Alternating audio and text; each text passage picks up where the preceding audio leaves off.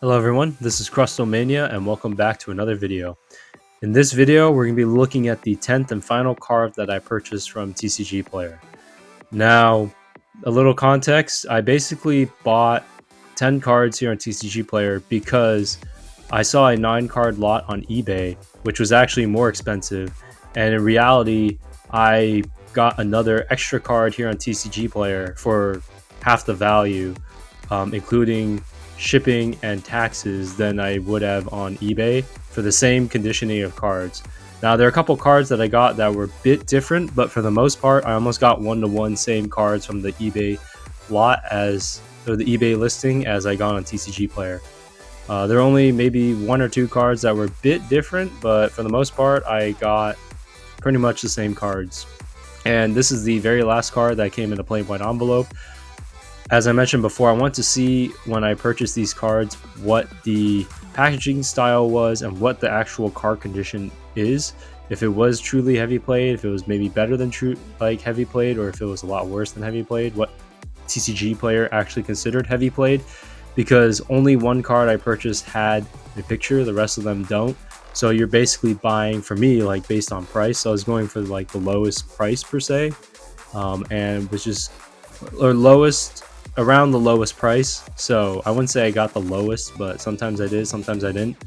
And just wanted to compare that to see how it is from eBay. And I bought from 10 different sellers, so I definitely got a wide range of how cards were packaged and such as that. But this has been an interesting comparison to see so far. Most sellers, I think 8 out of 9 so far, have included packing slips. So we're going to see if this is going to be the last seller that includes a packing slip. So this is a plain white envelope. I was able to rip the sides kind of like a regular envelope, which made it easy to open these envelopes.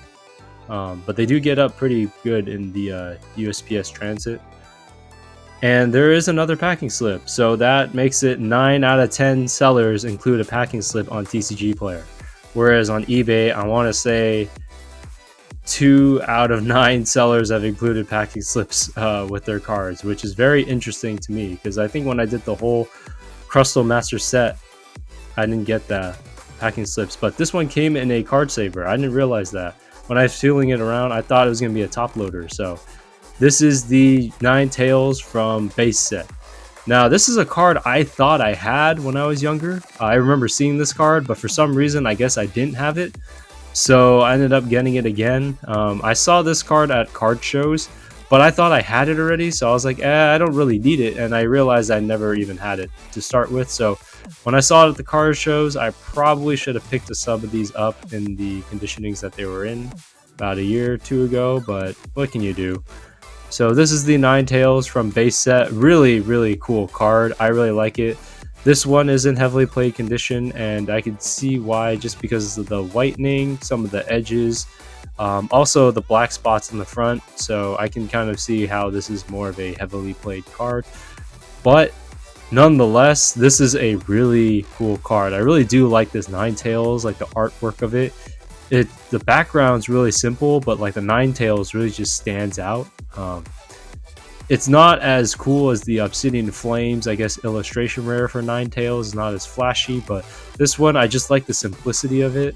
The dark background with the white kind of Ninetails, so it kind of makes a nice kind of contrast with the dark and light background, foreground, if you want to call it that, if you're talking about pictures. But just overall, the card in itself just seems very nostalgic to me. I think I have common Vulpixes, but I don't have a Ninetails. So this is another card I got for the experiment. But this I could see is in the heavy played area. But again, there are not many scratches on the holofoil for this card. They're just maybe a little more denting and some black spots and some whitening on the bottom. But for the most part, it's pretty clean.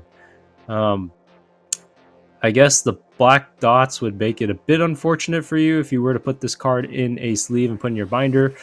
But for the most part, if you're not really picky about conditioning, maybe a moderately played or maybe a lightly played Ninetails might be your thing. But if you're looking more for budget, heavily played might not be too bad, to be quite honest with you. So honestly, overall, the conditioning of the cards for these TCG player cards from all these different sellers is pretty good overall. I want to say out of 10 cards, probably 7 of them have surpassed my expectation for what is considered heavily played, which is actually pretty good. Actually, like they're mostly pretty clean, other than like the edges. But yeah, I mean, it's not bad to buy heavily played cards on TCG Player, and like I would have paid double what I just paid for 10 cards for 9 cards on eBay for almost the exact same card. So, and they might have been in even worse condition because I don't really remember the full listing a lot, but I do remember a lot of the cards having heavy whitening on the edges. So